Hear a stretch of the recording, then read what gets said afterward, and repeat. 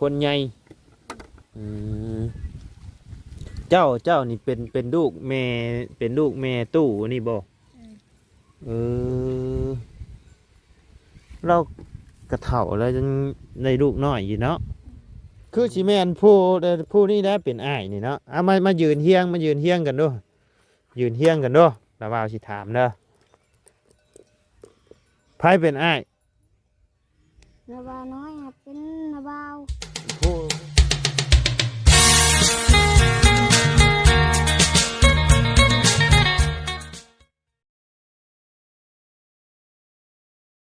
อ้าวไปพี่น้องเลยปุ๊บป้าโทมาพ่อเพิ่นกำลังหาพื้นเนาะหาพื้น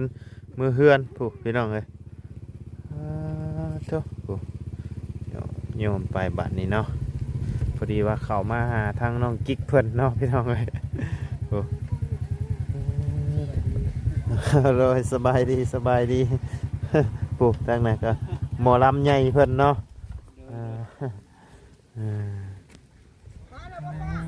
โอ้ไปลองเลยสบายดีฮอดจะโดนละบ่ทักทายกับสบายดีเด้อเนาะพ่อแม่พี่น้อง FC บัจจุสุคนเนาะเข้ามากับกับบ่ย่าเพิ่นพี่น้องเลยเข้ามาหาทางน้องกิ๊ก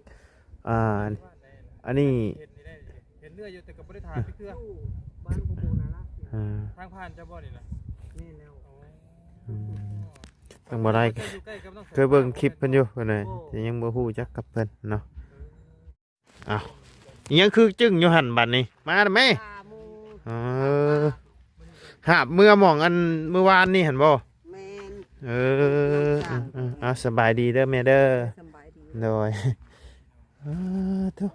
พร้อมเพียงกันมาเอาลีนี่เนาะดีจังเลยหาดโอ้ยเนาะหาบเพลินอยู่กับพ่อนม่วนเลยดิเจ้าเนาะเลยเข้าไปหันบ่โอเคอันนี้กะหมอรำคือกันบ่นี่บ่ได้ลำหน่อยมีแต่แม่เนาะ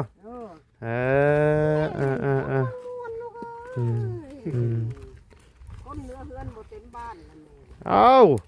จ้างว่าแท้โอ้ยเนาะหมดเป็นสีเบ้าเอาเนาะพี่น้องพอดีมาพ่อทาง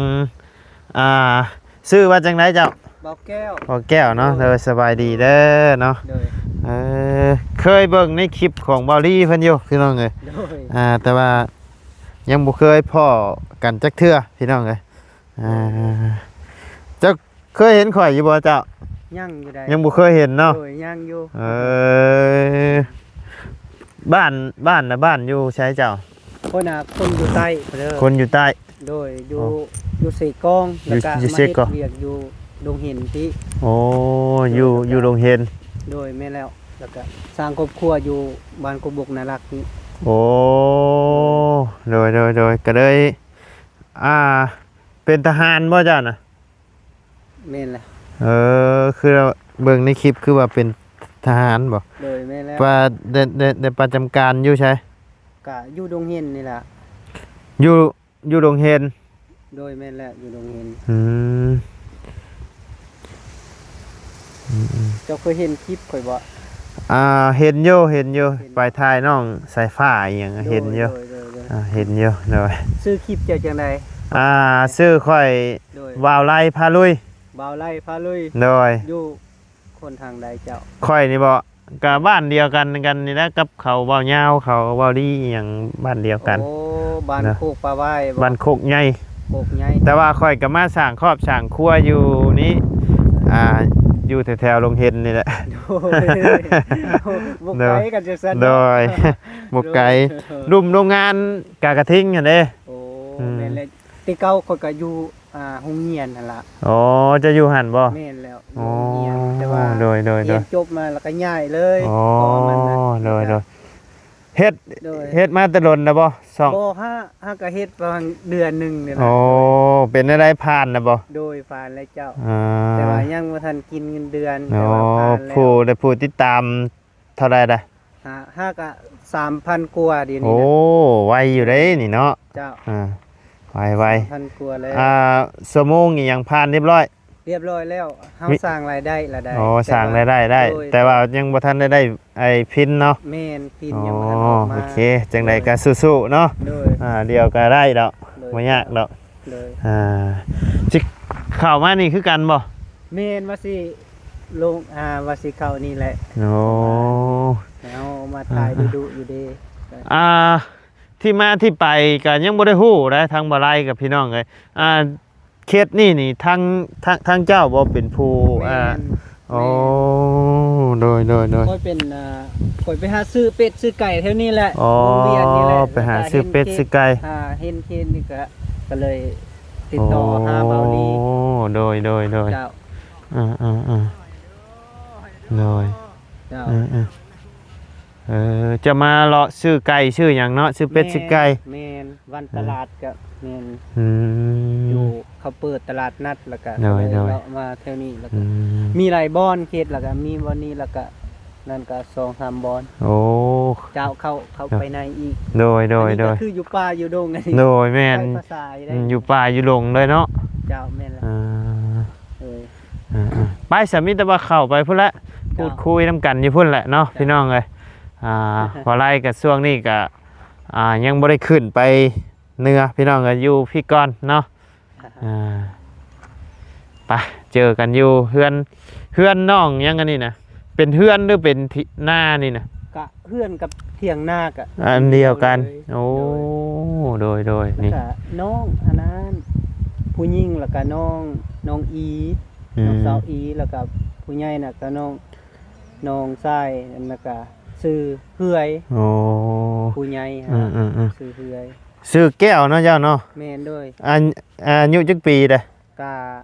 29ปีนี้แล้ว 29โอ้เป็นน้องข่อยได้นี่ เลยว่าเป็นหยัง เป็นน้องอย่าได้พี่น้องไอ้ข่อย31แล้วข่อย เจ้า โดยทีแรกก็28แล้วก็28แบบว่าเฮามาเฮ็ดเวียกแบบนี้แล้วก็ตอนมาเป็นอันทำอิฐก็ยังน้อยๆแล้วก็เลยเพิ่มอายุขึ้นนะ โอ้โดย สิบ่เอาก็มัน อื แล้วก็เพิ่ม มเพิ่มอายุเอาเนาะ เจ้าเลือก โดย ปีหนึงก็ โดย ที่ ปกตินี่28เนาะ เจ้า โอเคอ่า เจ้า ไปพี่น้องเอ้ยเดี๋ยวเข้าพบเจอกันอยู่พุ่นแล้วเนาะ เจ้า เอาเนาะพี่น้องเอ้ยทุกอันนี้บ่เถียงให้เทือนชานเพิ่นหรือว่าเถียงให้เถียงหน้าอยู่นํกันเบิดพี่น้องเอ้ยเนาะ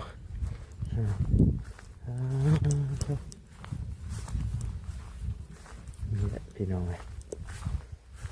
สภาพเนาะอยู่ทุ่งไห้ทุ่งนาเฮือนกะแมนนากะแมนเนาะพี่น้องเอ้ย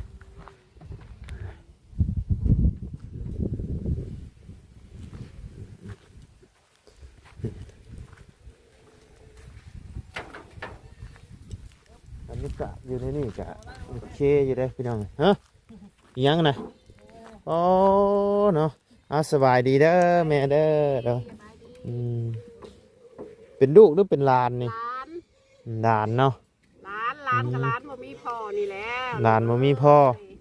แม่นเบิดทุกคนนะแม่นเบิดทุกคนได้บ่ 4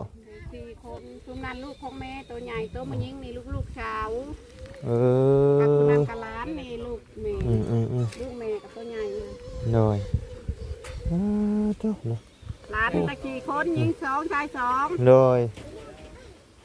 นอนอยู่นี่บ่นี่แม่ นอนอยู่ดีและชุมแม่นี่นอนตารางชุมลูกนอนเทียง เจ้านอนอยู่ตารางนี่ อยู่ตาราง บ่หนาวปะโทบ่นี่ ลูกเอ้ย เนาะ นอนไปนี่แหละลูกเอ้ เอยอ จะมาที่ผักมือได้ โอ้หนึ่งเข้าแล้วเนาะทางนั้นเนาะ เข้า อ๋อผู้ใส่เสื้อแบบแทนชงด้วยเนาะ โดยใหญ่เยอะใหญ่บ่เลือก ระวังเด้อไพ่ปิวมานี่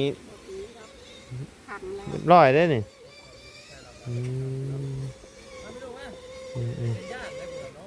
ย่านบ่ ญาติ บ่ย่านแล้วว่าวก็ย่า หากลับมาแต่เอาพื้นน่ะไม่เท่านะ ใส่ใหญ่ๆเลยบ่ โอ้คือช่วงผม ยกผมผู้ชาย โอ้เท่ผู้หญิงหรือผู้ชายนี่ ผู้หญิง ผู้หญิงบ่นี่นะ หญิง คือจงไว้แจ๊กอยู่นี่ จ ใช่ งไว้แนวนี้ อืม ไปลินน้ำมูละมูหลักตัด หมู่ลักตัดบ่นี่ หลั นะ กตัดมูหลักตัดไทยนี่ แต่ยังเดือซำนี้ ยังเหลือชำนี้ เจ้าก็บ่ตัดออกให้เบิดเลยเนาะ บ่เคยตัดมดมีแต่จงแนว โอ้มีแต่จงไว้ซำนี้ โดย คันตัดเบิดแล้วเป็นได้แม่ เขาบ่สบาย แต่จงเมียนแนวนี้ โดยก็เลยต้องจงเนาะ โดยแม่เลี้ยงแต่แดงๆอันนี้หันมาแล้วแบบแม่ป้าไว้ทั่วมดเอาแต่สิป้า ใช่ชะแม่ได้แม่เพิ่นได้จ้ะ แม่เพิ่นไปหาเงินมาใช้หนี้หมูหลับเอาเงินหมูชื่อกินข้าวยามเฮ็ดเวียก โอ้อันนี้บ่แม่นให้หน้าที่เจ้าบ่ใช่นี่ แม่น แต่ว่า ลง ได้ หัก ได้ กุ้มกินได้ข้าวซากกระชอบลูกเอ้ยปุ๋ยบ่มี ได้ ปีละ20ชอบ ปีละเช้า อันทั้งพ่อเพิ่นน่ะเพิ่นเลิกกันบ่ เลิกกันแล้วทางพ่อ เอ นะ ออยู่ดีๆครับ แล้วบ่ได้อยู่ นั่ง อยู่ดี ใช่ใช่นะครับ 5 ปีนี่แล้ว นี่เห็นไหมหน่อยก่อน อันทางแม่ตู้นี่เลี้ยงหลานเลี้ยงลูกนำ โดย แต่ทั้งพ่อเว้าขอโทษนำทั้งพ่อตู้เพิ่นได้จ้ะ พอตู้กับไปน้ำเดียวกับลูก เป็นหนี้หมูตั้งเท่าไรล่ะ ไปหาเงินนี่บ่ หาเงินมาใช้ ไปหาเงินอยู่กรุงเทพพุ่นบ่ บ่อยู่นี่เด้บ้านแพง เออ หาเงินมาใช้หนี้หมูยืมเอาเงินหมูชื่อข้าว เอาอย่าตีกันใจเย็นเออ ไปดื้อลูกหลาน ไผสิดื้อดื้อเพิ่นจับเด้ แม่ลูกเพิ่นจับ เมื่อบ่เมื่อกินขนมเมื่อบ่ ไปสิดื้อนั่ง อันทั้งแม่เพิ่นนี่ก็ไปหาเงินอยู่กรุงเทพพุ่นบ่ บ่ไปน้ำเดียวกับพ่อ เอาไปมาก็ลาบเงินหมูไปค่ะกะมาหมูออกขี้ดอกอีก โดย ลูกสาว2 คน โดย โตผู้ชายเมื่ออยู่เฮือนหลัง โดยเจ้ามีลูกจักคนจ้ะ คอย5 6ปัดผู้เชีย โดย ยังหา เจ้าบัดจักเดือนเพิ่นจึงมาเยี่ยมลูกเยี่ยมเต้าเทื่อหนึง พุ่นเลยเดือนห้า เดือนหาพวก เดือนห้าค่อยพุ่นเลย แสดงว่าเจ้านี่อยู่แต่กับหลานนี่บ่ ชุ่มลูกชุ่มหลานนี่แหละ อย ามมีเวียกมีงานกับป้าชุ่มเพื่อนอยู่ค่ำมืดกับเมย์ไม่ได้ออกมา เออ ไปเห็ดเมื่อเห็ดน้ำมูแหล่นไปใช้ปะลูกก็ไล่แมวป้าจะชุ่มเพื่อนนี่แหละ นางเผากองไฟทางนั้นไปตักน้ำบ่ทางนั้นน่ะ โพด พดไปฮดยังกันนะโอ้ไปเบิ่งก่อนเด้อไปเบิ่งก่อนพี่น้องเลยโยเจ้ายาได้ เจ้ายาได้ตัวเป็นฮดผักฮดหญ้าเนาะพี่น้องเลยน้องนี่มีแต่มีปลาลายบ่ครับเบิดเลยโอ้เอามือซะเอาเลยบ่เจ้าโอ้เจ้าบ่มีบัวฮดบ่มีบ่สบายดีสบายดีครับโดยพี่เจ้าหันหน้ามาพี่สบายดี ไปดี เจ้าได้เข้าโรงเรียนอยู่บ่ฮะ ทั้งอะไรตี เจ้าบ่ได้เข้าโรงเรียน เข้าอยู่ทั้งอะไรตี หมู่ไรตีเอ้าคือว่าแน่นั่นไปเข้าโรงเรียนแล้วหมู่ไรตีก็เลยเจ้าบ่ไปเอ้าน้อหมู่กะผู้ทางน่ะโธ่เชื่อไผเอามาให้นี่นะ แก้ว โอ้โดยโอ้พี่น้องเลยผู้นี่กับบ่ได้ข่าวโรงเรียนบ่เดี๋ยวบ่ได้ข่าวจะคนเลยเนาะ เจ้าอายุจักปีแล้วเจ้า โอ้โห บ่ฮู้เจ้าชื่อว่าแนวใด ชื่อน้อย ชื่อน้อยผู้ฮดพักนี่เด้ค่ะ ชื่ออู ชื่ออูดุเนาะซอยไอ้พ่อซอยแม่ฮดพักพี่น้องเอ้ย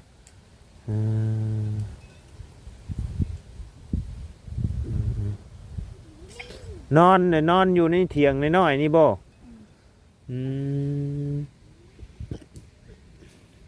เป็นจังไดคือหมู่ไล่ตีอวยหน้ามาพี่ อะไรตี ฮะ อะไรตี บ่แม่นเจ้าไอ้ดื้อบ่อืมเพิ่นตีกระบอกคู่เลย ครูเฮนรี่ซ้ำแล้ว ฮะ ครูเฮนรี่ซ้ คู่เด็กคู่เพิ่นให้ครับเอ้าบ่แม่นเจ้าเฮ็ดผิดบ่เพิ่นจังให้เด้อยับแม่ไผเป็นอ้ายไผเป็นน้อง ำเลย เจ้าเป็นอ้ายบ่ พูดเป็นอายใหญ่ บ่ผู้ไอ้ช่องเด็ก2คนชื่อเจ้านี่ไผเป็นอ้ายเป็นน้อง น้องมด เจ้ากับผู้นี้เนี่ยไผเป็นอ้ายเป็นน้อง จำกัน เอ้าคือว่าซ้ำกันแฝดบ่ฮะเจ้าเป็นลูกฟ้าแฝดบ่ชื่อเจ้า2คนน่ะบ่ฮะแม่นบ่น้องโอ้เนาะพี่น้องเจ้าชื่อแน่ใดนะชื่อโอเจ้าน่ะชื่อน้อยเจ้าเกิดพร้อมได้พร้อมกันบ่เป็นฟ้าแฝดแม่นบ่จะอวยหน้ามาพี่จะอวยหน้าใส่กล้องระเบ้านี่อวยหน้าใส่กล้องระเบ้าเจ้าย่านบ่ฮะระเบ้าบ่ตีดอก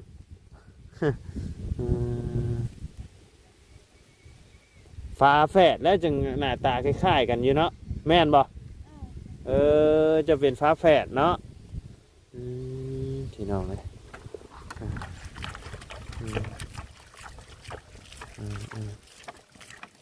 งัวควายมันบ่เข้ามากินบ่ผักเจ้านี่คือจะว่าหัวกะ ไผเห็ดหัวนี่ เคย ฮะ เคย คนไหน คนใหญ่คนใหญ่เจ้านี่เป็นลูกแม่เป็นลูกแม่ตู้นี่บ่เรากระเถ่าแล้วยังในลูกน้อยอยู่เนาะพี่น้อง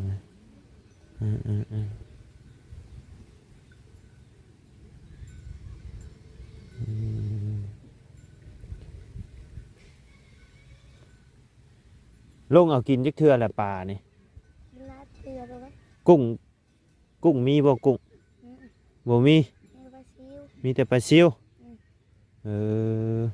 ปลาตัวใหญ่ๆได้มีอยู่บ่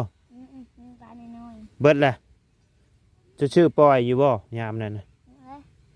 ๆพ่อ พอ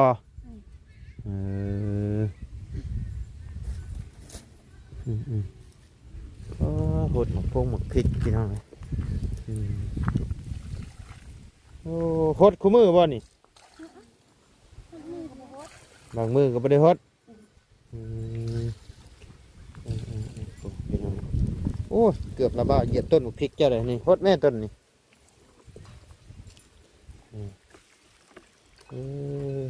ชุดเจ้าบ่เป็นคนปลูกนี่นะ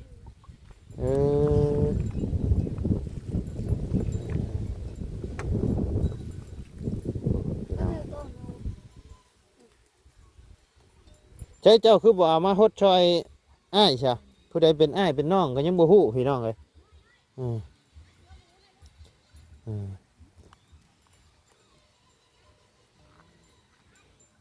คันสมมุติว่าเพิ่นถามไผเป็นอ้ายเป็นน้องชื่อเจ้าบ่ฮู้ว่าใช่มีแต่ว่าซ้ำกันไปโรงเรียนแล้วเพิ่นไล่ตีติหมู่เข้าโรงเรียนนํกันหั่นบ่ ในห้อง คนในห้องนะ เจ้าสองคนชูเขาบ่ได้บ่ซะ นี่เป็นยังไง มีแต่ผู้ใหญ่ๆเพิ่นเขาตีกระบอกคู่เลยให้คู่ให้ด้วยแหละเท่าเนาะก็คนลงบอกมา เรียบร้อยแบบนี้เนาะ เอาเรื่องเหรอ คือสิแม่นผู้นี่ได้เป็นอ้ายนี่เนาะเอามายืนเฮียงกันด้วยยืนเฮียงกันด้วยแล้วว่าสิถามเด้อไผเป็นอ้าย นาบาน้อยเป็นนาบาว ผู้นี่เห็นไหมผู้นี่กับผู้นี่ไผเป็นอ้ายเป็นน้อง ถ้าน้อย เท่าน้อยนี่เป็นอ้ายบ่ อืม เจ้าเลยเป็นน้องผู้นี้ อืม บ่ได้เข้าโรงเรียนบัดช่องเลย อืม เจ้าไปน้ำกันเขาไล่ตีบัดช่องบ่ อืม โอ้ คอย ย ขั นะ บไปแล้วนะเขาไล่ตี เออ ตัวไหน อืมเขาไล่ตีดิก็เลยบ่ได้ไปเลยย่านบ่เป็นย่านพี่น้องเลยก็เลยบ่ได้อยู่ซ้ำ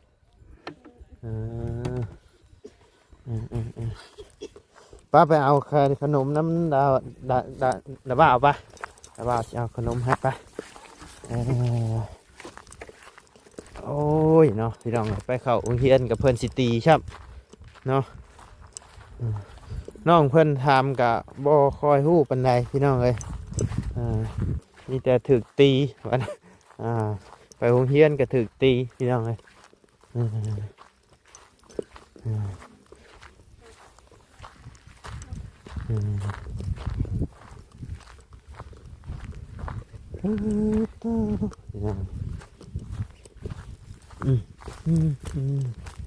เดี๋ยวเอาขนมให้น้องๆเพิ่นก่อนคนละถุงพอได้หยับพี่น้องเลยไปแบ่งกันกินเด้อ